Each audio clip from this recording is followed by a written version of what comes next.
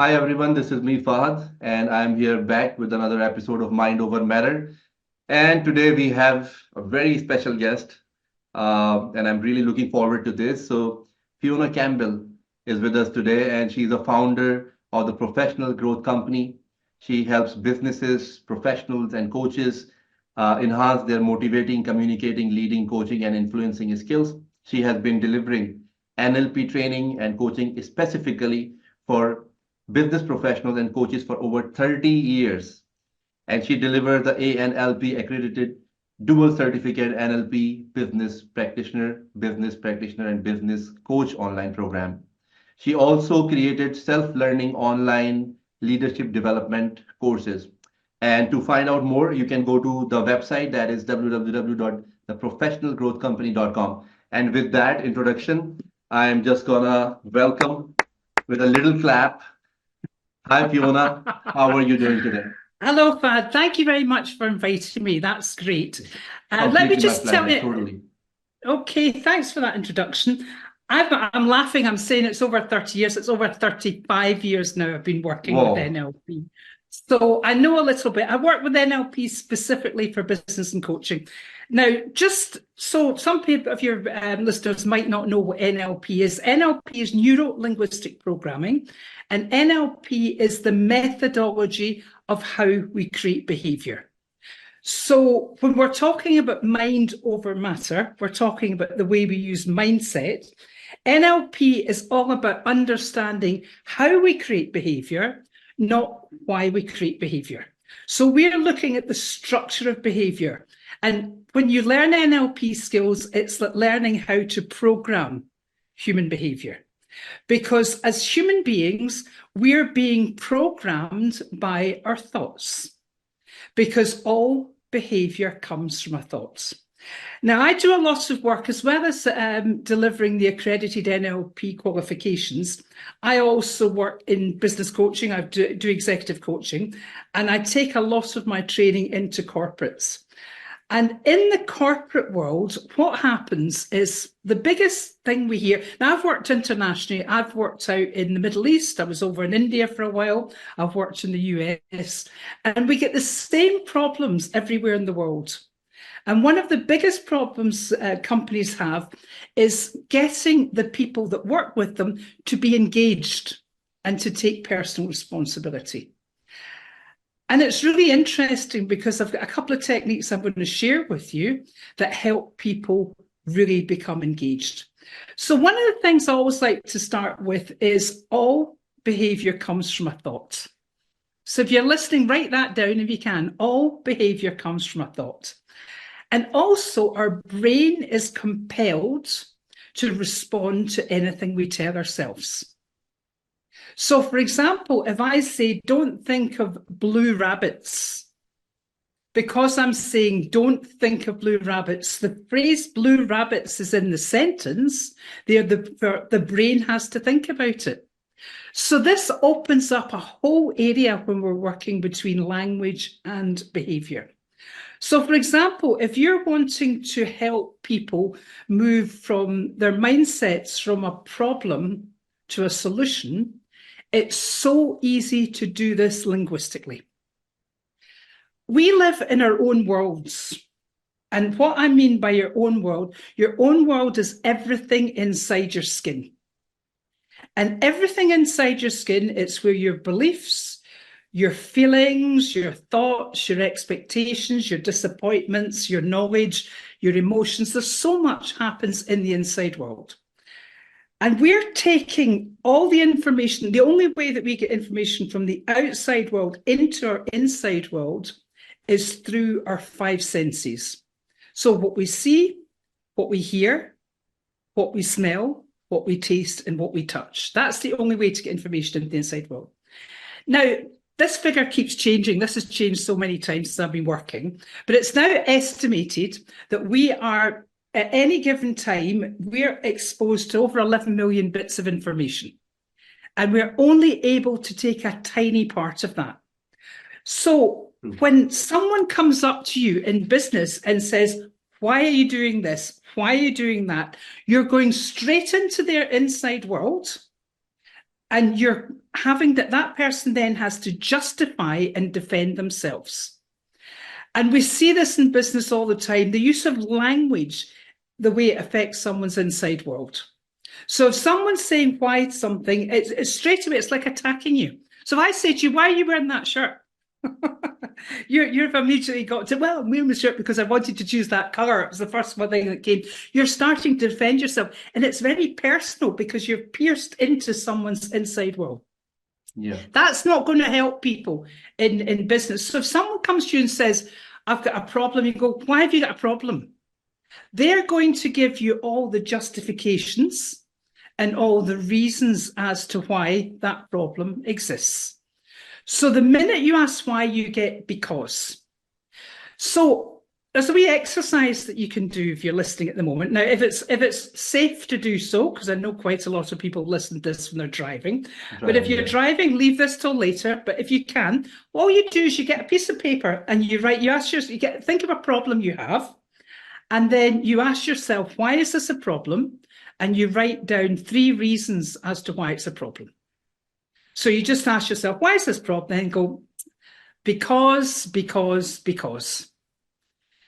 And that shows you that your that's actually convincing. That's a demonstration of how the brain absolutely responds to what we ask it. So if you ask yourself, why is something a problem? You'll get all the reasons, all the justifications as to why that's a problem. To change that, there's a couple of things you have to change. You change the word problem, you move the word problem to situation, and you move the word why to what has to happen. So you take the same situation, and then you ask yourself, what has to happen to resolve this situation? And then you write down at least 5 reasons, five possible solutions. Doesn't have to be the perfect solution, but 5 possible solutions as to why that thing can be resolved. Sorry, as to how that thing can be resolved. So what has to happen? Now, the phrase what has to happen is really important. I'm not asking what do you have to do? Because if I say to you, if you come to me and say you've got a problem and I say to you, what do you have to do? You're responsible for the solution. Nobody else is responsible. So in business, this can cause a lot of problems to someone saying, well, I don't know how to resolve this. But the minute you say what has to happen to resolve this, the brain goes into searching mode. And because the brain goes into search mode, and especially if you encourage the search by saying, and what else? And one of the solutions could be, you don't have to do anything with this at this point of time. And that way, people get used to, when you're in business and you're working this way, you're training people to think and start coming up with their own responses. So I've taken this into business, this tiny little technique. I've actually taken this as the main thing into businesses to help change the culture in businesses. Because what starts to happen is, say, for example, a manager learns to do this. Someone comes to them, one of their team comes to them, and they say, I've got a problem. Okay, what's the situation? Tell me what the situation is. And they say it very neutral, very genuine, very curious. Okay, so what has to happen to resolve this? And then, and what else? And what else? And in business, we're only really looking for like three options.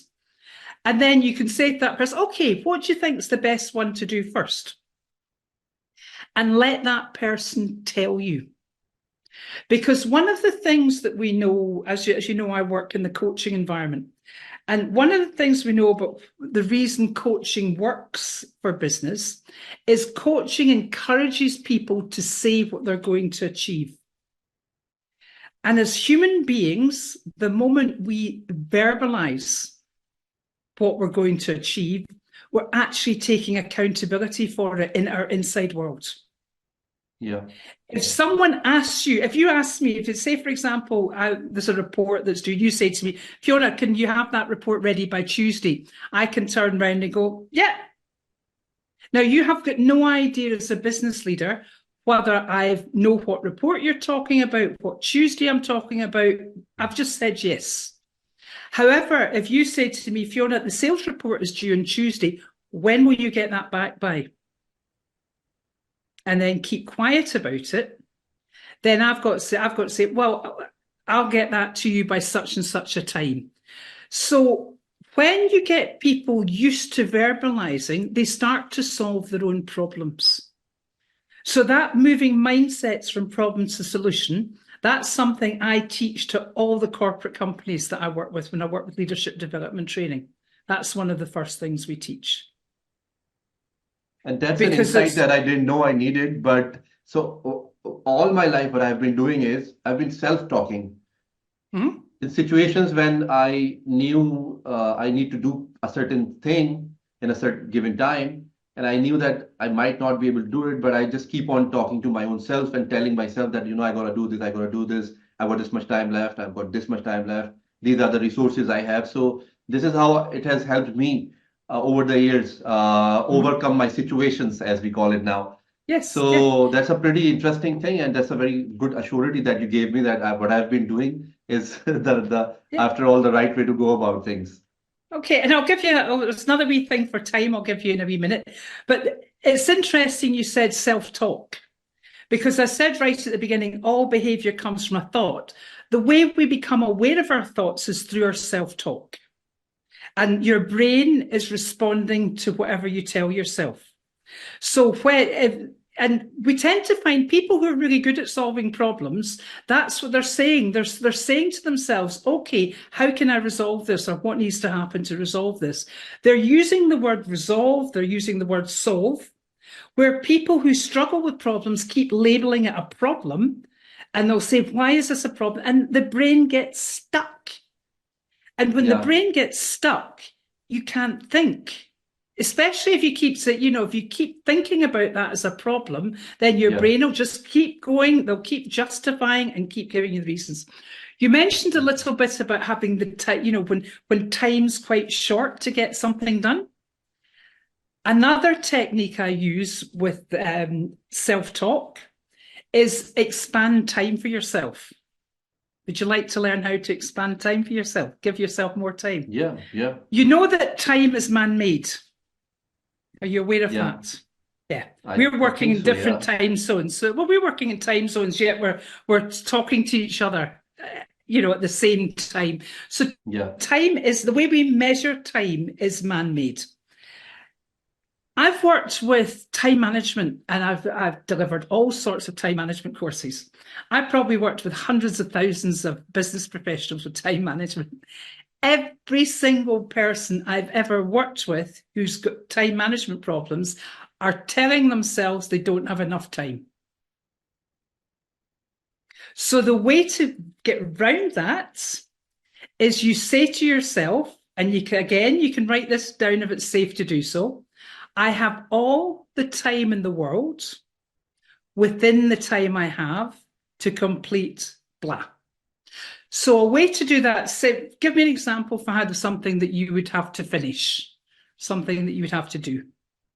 There are plenty of things. There's a book that I need to complete, and I have been kind of having trouble. I mean, it's something that I should be doing, and I should be liking to do it. There's this book called The 5 a.m. Club. I have been trying to get through the book entirely because there is a certain some project that I have to do related to it. So I'm going to be using it in another episode of this podcast with another guest. We have planned to discuss something related to the book. So for that, in order to do that, I have to get through the book and complete it, and then get to the point. Okay, so we'll park the time thing. We'll come back to that in a moment. You said something really interesting there that, as an NLP professional, I picked up on straight away. I should do it. I should get this finished. You said it about 2 or 3 times. I should get this done. I should get this done. Do you want to get it done? Yes. Do you need to get it done? Yes. Have you got to get it done? Must you get it done?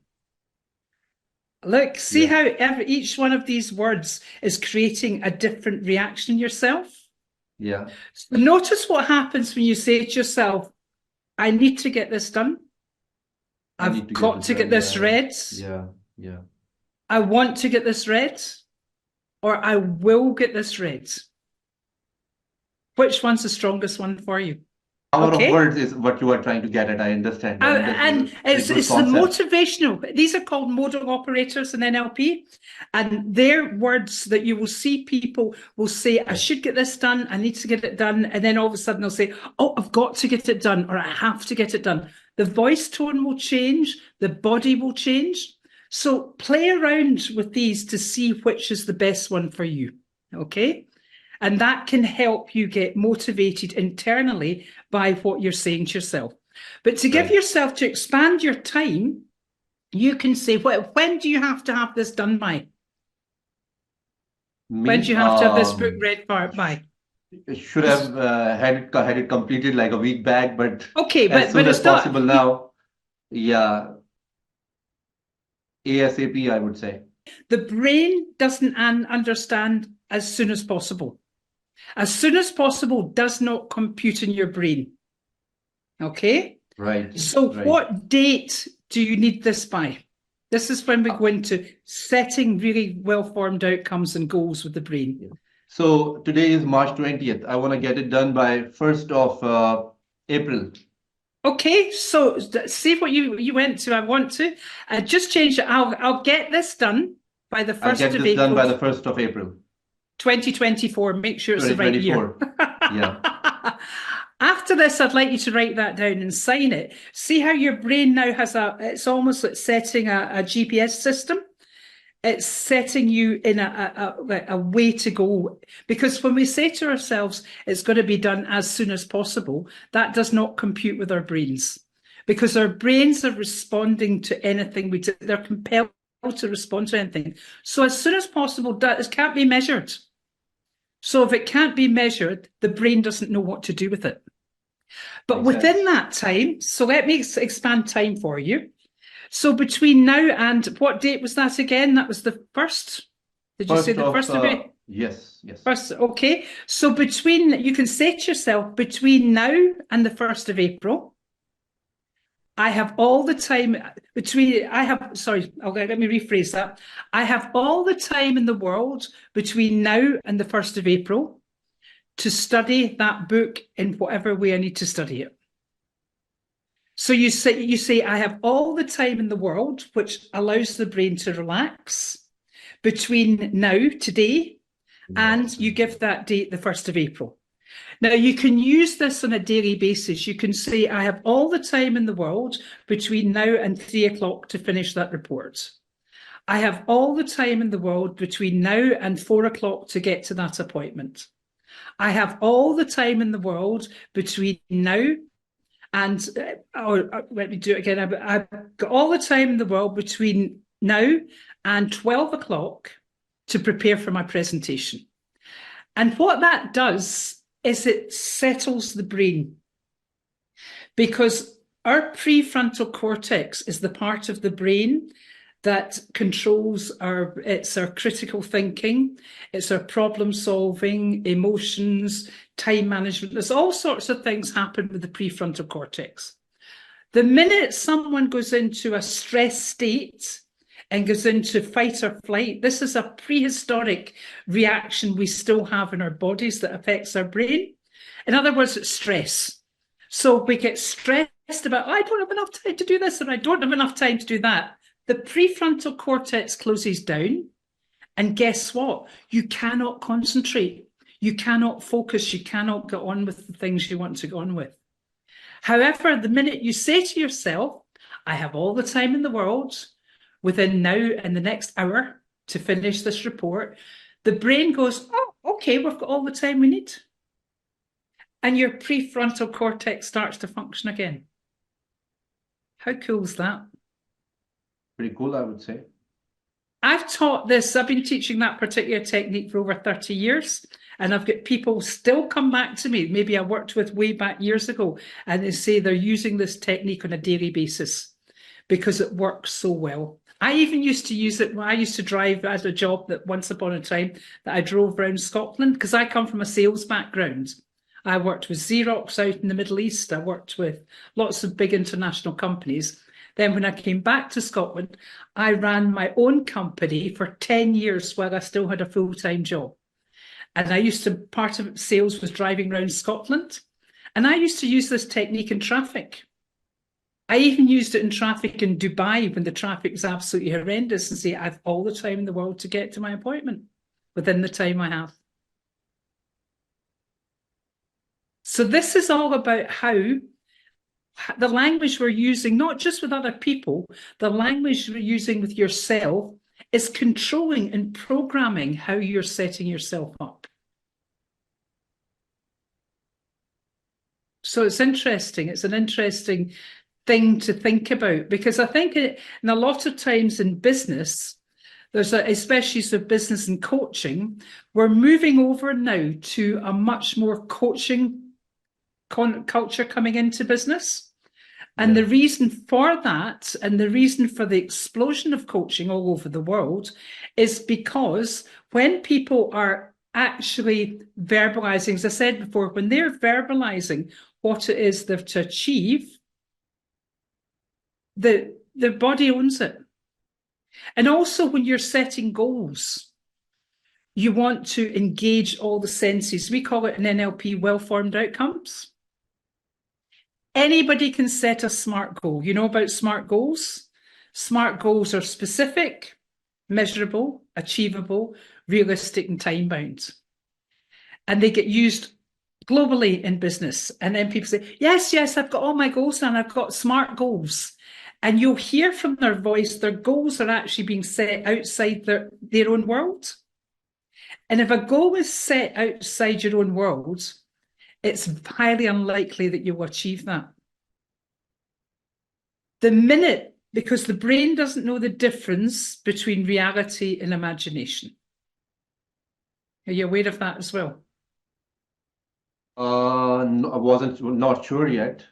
Maybe Okay, the brain doesn't know the difference between reality and imagination. That's why people can be sitting in the comfort of their own home, going through a trauma that happened 20 years ago. So I want you to imagine I have a lemon in my hand, a really beautiful, juicy lemon. And I cut that lemon and I take a great big, I'd suck that lemon. Oh, look, you're almost imagining. And people listening to this will be imagining a lemon and the sharpness and the mouth starting to produce saliva. Okay? We're not in the same continent. We're actually online here, and yet your body can respond. Anyone who's listening to that, there'll be a high percentage of you will be going, oh, I can taste a lemon. Because there's a suggestion of a lemon, then the brain goes, there must be lemon here. This is what Olympic athletes do. Olympic athletes that win gold medals, they are living winning that medal. They're seeing it, they're feeling it, they're smelling it, tasting it, touching it, what it's like to get that medal. And they've done this so often, they've won that medal so often in their brain. It's called mental rehearsal, that when they actually come to do it, you'll see a split second, they get quite surprised that they've actually won, because it's not a surprise. In their brain, they have won so many times. So again, when you're helping people set goals, you have to help them really connect with all their senses. And the one thing that most people who are able to have a holiday, that's one thing that people set incredible goals for. That's when people do well-formed outcomes. Have you ever set a goal for going on holiday? I think so, yes. Yes. So what did you do when you were thinking about going on holiday? Could you imagine yourself there before you got there? Yeah, quite a many times. So you're probably, especially if you're going to the sea, you're going swimming, you imagine yourself doing this, you're imagining yourself doing that, and it's as if you're already there. Yeah, honestly speaking, the painting behind you, I kind of got into a beach and come back home like a few times already during this recording. So you're going mentally. That's a picture. That's a Scottish painting. That's what the beaches in Scotland look like in the north. But it's cold. It's not warm. But when we set a holiday for ourselves, sometimes people do it for getting a job. You know, they think about a job and they absolutely live working in that job before they get there. So when setting goals, the more senses you can engage, so you start to feel the chemicals change in your body, just thinking about that. So it becomes a really solid reality.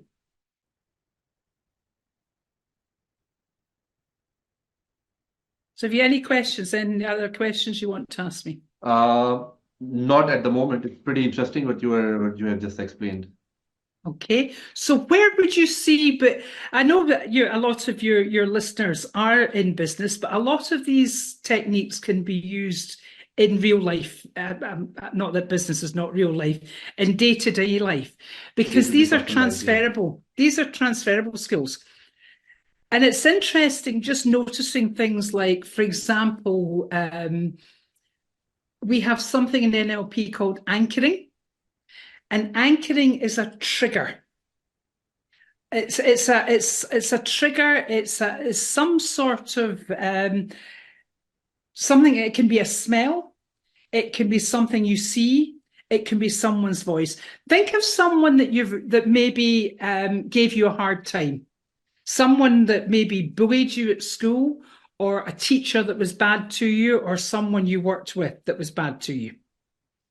You can maybe hear their name and you start to feel bad just by hearing their name, or you can imagine their voice or you might see in your head, you might see a picture of them. Yeah. And just imagining that person's enough to make you feel bad.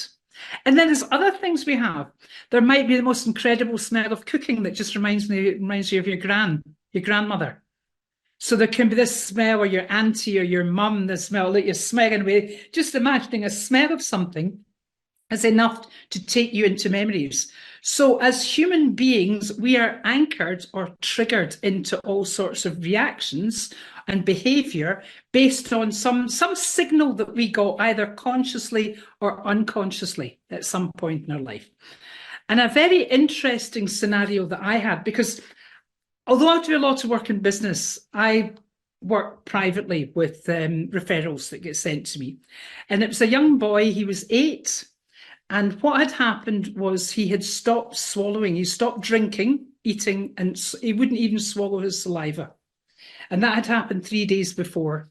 And he was about to be taken into hospital to be force-fed. And it was his headmaster that found me. And I asked him, what happened? What went wrong? You know, what started this? And he was playing with his friend in the chemistry class, and a chemical splashed onto his lip. And at the moment that chemical splashed onto his lip, his teacher shouted, "Be careful, don't swallow that, you'll die."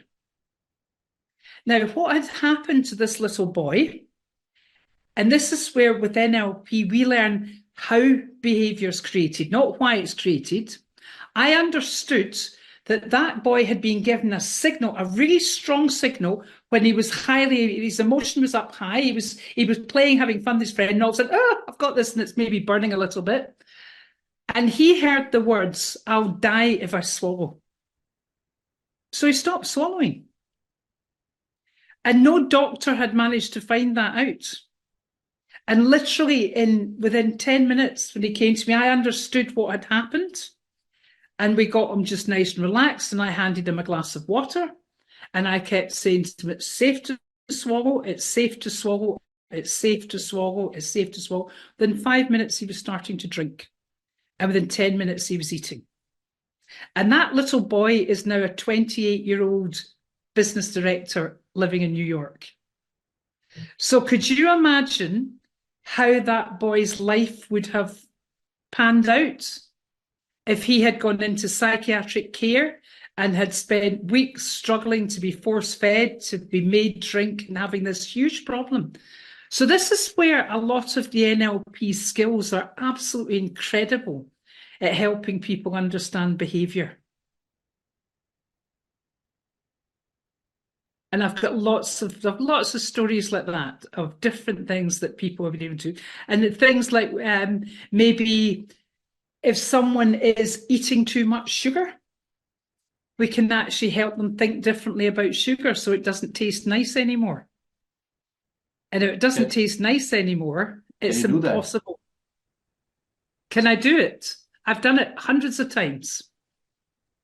So how you do it is you associate instead of, because if people are eating lots of sugary things, like for example, something like chocolate, and they're going, this chocolate's really nice, they've got an association in their brain that that's a nice thing to have.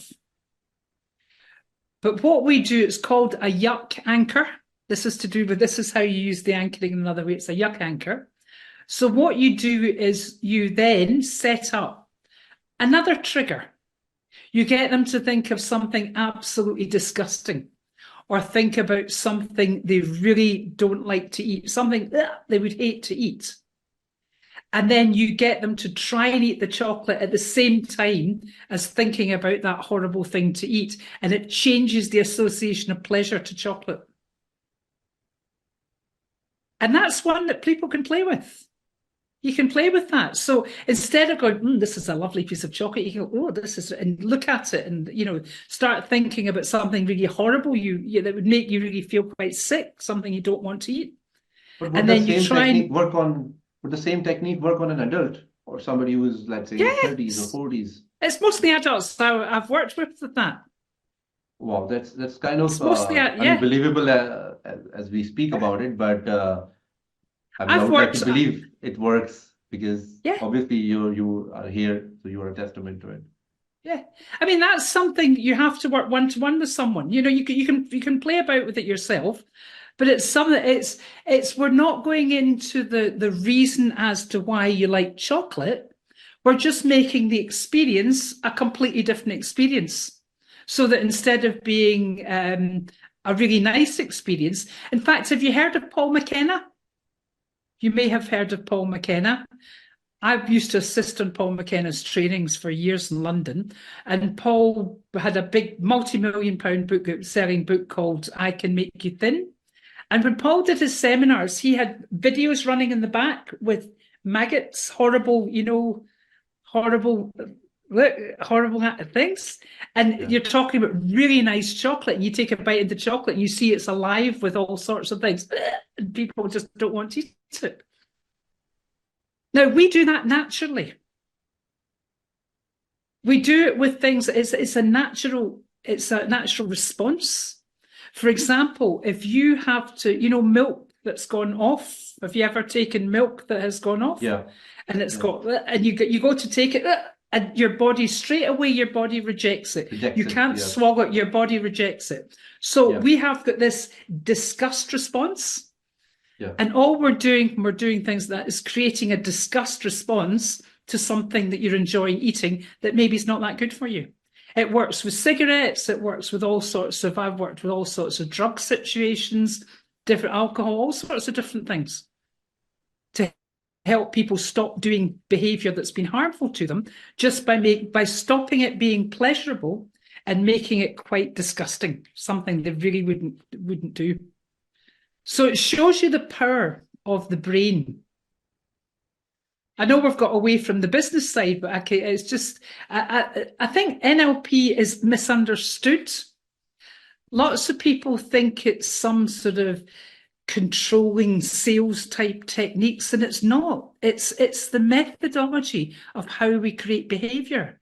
It's like being given a handbook of the code of human behavior. Because the minute you can find out how someone does something, you can change it. And some of the components of that are in our inside world. For example, when I was in sales, one of the things that happens a lot in sales is people maybe do really well. And, sales managers, I was a sales manager myself for a long time. And a sales manager will say to maybe their top performer, can you talk to the rest of the team and tell them how to do something, how you're doing it, so that they can do as well as you. And that person usually will only talk about what they say and what they do. In other words, most people are only aware of what we're doing in the outside world, what people can hear and what people can see. But we've got all these components that make up behavior in the inside world. We don't talk about, so what picture do you create before you go in to see a client? What do you say to yourself? What feeling do you create? Because these are all the internal components that make up behavior. By changing one of these components, you change the behavior. So, for example, if you stand, I just want you to imagine standing in front of your door, and you're not standing in front of your door because you're sitting in front of a computer talking to me just now. But if you were standing in front of your door, where would the picture of your door be? The picture of the door would be in front of you. Am I correct in saying that? You would get a picture of the door. Now, you can imagine that picture of your door. Imagine turning the key and see if there's a key there or there's a padlock or whatever closes your door. And then what, does the door move out or does the door move in? And you can actually describe everything round your door. And that's what's called, in NLP, we call this a visual submodality. I like to call it your visual hologram. So it's a holographic picture of a door that you're able to imagine in front of you. And you can describe it. But we're not making holographic pictures just for our door. We're making holographic pictures for every single thing we're thinking about. And these pictures can be big, they can be small. They can be colour, they can be black and white. They can be still, they can be moving. They can be flat, they can be 3D. We can be associated in the picture, in other words, we're in it, or we can be disassociated, which means we're out of the picture. You change one of these things and the behaviour changes. So if someone's got a picture of something that's really horrible for them, and it's a big picture, by making it small, the behaviour will change. If they're in the picture, just get them to step out of the picture, the behaviour will change. If it's a 3D picture and you make it flat, the behaviour will change. If it's colour and you drain out all the colour, so one tiny change will change the behaviour because you've changed the programme of that thought. That's what I love about this. And the why I'm so passionate after all these years is when I started this, it was all theoretical. And we're now working with neuroscience, and neuroscience is showing this is what's happening. We all create our own edited, unique version of our world. No two people are seeing the world in the same way. And the madness, the craziness we all have, especially in business, as business leaders expect people to be thinking the same way as them or seeing the world the same way as them, who don't. So I hope that's been useful for you. That's just a little bit of an insight into my inside world. Yeah, and the last part, what you said, most of the time what happens is, especially in the business side of things, especially your seniors, they want you to think in alignment with how they want to see things. Mm-hmm. And a lot of times, obviously, you have a different point of view, and you sometimes want them to understand the same thing, but they may not be understanding it the way that you want. So it's understandable. Everybody should be able to understand that everybody thinks differently. Yes. And also being able to match into someone's inside world. And this is what I teach my leadership development. I coach my clients to be able to match the world of the people they lead. Because too many leaders want people to do it their way. I mean, I've had so many, what do you mean I've changed? Yes. Because today's leader, the 21st century leader, is someone who has to support, encourage, develop and grow their people. Absolutely. The days of telling people what to do have changed. It's gone. And this is where, well, it's not gone. It should have gone, but it's not gone yet. Yeah, I'll rephrase it. And that's, yeah, no, but I'm just laughing because we would love it to have been gone, but it's going to take years still for it to go. But this is what's causing all the problems in business worldwide. It's what's causing, the huge disconnect, conflict management, all these different things happening. And this is why we're teaching the people we work with how to run their brains. So thank you very much for giving me the opportunity to talk a little bit about the way that I work with NLP, both in business, and we even veered a little bit onto some of the stuff that we can do on a personal basis to help. I'm sure everybody who is joining this would be loving the entire conversation and be thankful that you're here. And I'm already sort of foreseeing a lot of good comments coming in, some nice feedback. and asking about you, and perhaps you may receive some queries, some new clients or whatnot. Well, my whole focus now is to really get as many people trained in this as possible. That's what I'm doing, and that's what I've been doing for many years, is training people to get out there so they can train other people, so we can start, especially to teach young people and children how they can run it, how they can actually use their brain, they can take control of their brain and understand no matter how tough it gets, there's always a different way of thinking about it that will give you a totally different viewpoint. Isn't it another sort of a new thing that has happened over the last, let's say, 10, 12 years, that we didn't meet a lot of people back in the day, let's say 20, 30, 40 years back, who would want to teach others what they know.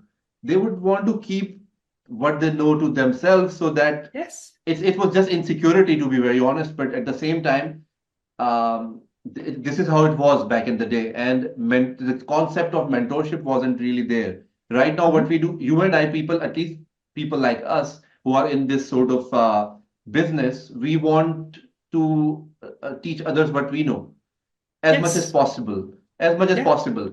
But back in the day, no, people didn't want to share their information. Well, and this is what we were talking about, the command and control. The command and Yeah. control managers got to a certain level and they felt they were above everyone and they told people what to do. The Yeah. world changed. The whole world changed. The internet changed everything because people could then start learning. And people have been learning. And I mean, I'm not going to tell you my age, but I'm well past working age and I'm only warming up as far as I'm concerned, because I believe in lifelong learning and always being flexible, looking for new ways to work, new ways to do things.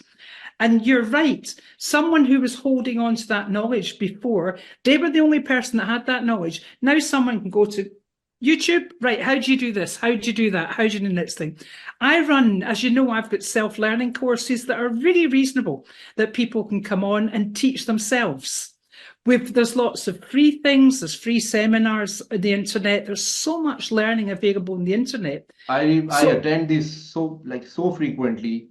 There's Yeah, so much stuff that's happening out there. You just have to be on the lookout, is all yeah, you need to do. And yeah, most of the stuff that I know today is what I'm self-taught. yeah, It's everything is out there. Back in the day, we used to read it from the books. Internet wasn't yeah. always there. I mean, I'm in late 30s myself. I'm 37, so Mhm. we didn't really have internet. Everything came about when I was in my late teen years. So you just have to have the mentality, the mindset to actually look for Yeah, that kind of information. So yeah. I think it's on the person. Yeah, and leaders who don't understand that are really at a disadvantage. Leaders now have to look at developing people to step into their position while they move to somewhere else. So it's all about sharing Absolutely. knowledge. So we're in it's a And lovely time to be in education. yeah, and also when you're teaching somebody else, you are actually revisiting everything that you knew or that you know. Whereas if you're not practicing it, if you're not telling it to others, you'll end up most likely forgetting it. So you're out of practice. So you'll be out of the game as well very soon Yeah. in the Well, upcoming years. if you want to learn a subject, teach it. If you want to master a subject, teach it. Because if you're Correct. teaching it, if you want Yeah. to master a subject, Yeah. teach it. Yeah. Yeah. Absolutely. Because you Yes. have Yes. to be able to teach it, you have to master it. Absolutely. Yeah. Yeah. If not, if you haven't mastered it, you won't be able to teach it because it won't make sense to people. And that's something I'm very proud of what I've done, is I've helped to make NLP, and I'm recognized globally for the work that I do in business for making NLP really, really simple, really easy to learn, and really applicable for using in business. Thank you very much for taking out time. And I'm sure you must be extremely busy with your schedules. So, yeah, a huge thank No, it's you. a pleasure. Thank you very much. Thank you very And much for I hope asking to me. catch up with you again sometime. Yeah, well, I'm I happy to hope you come had a back. good time as well. I love talking about this. You're talking about my subject. Thank you very much. Thank you very much, Fiona. You have a good rest of the day. Okay. Take care. Bye-bye.